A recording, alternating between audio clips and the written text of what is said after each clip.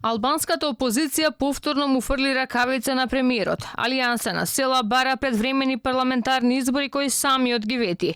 Алармираат дека недобивањето датум значи делегитимација на неуспешното владење на оваа власт. Бараат со нови избори да биде казната веќе ветената неисполната европска перспектива.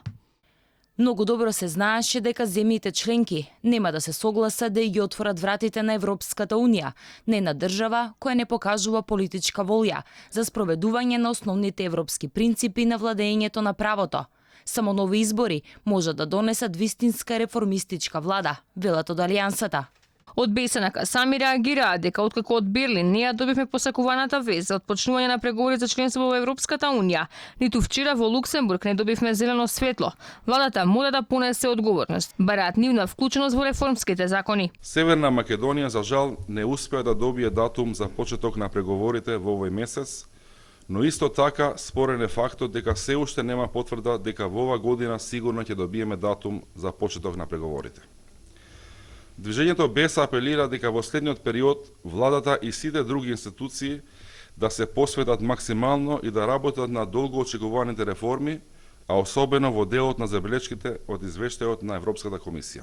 Од друга страна пак премиерот заев ниту овој пат не остана доследен на своите изјави, па откако добивме ладен туш од европските челници, повторно ги погази своите зборови, па наместо изборите кои ги вети, сега вели немало причина да се размислува во таа насока. Сега имаме гаранцијата. Дефинитивно ако ја немавме.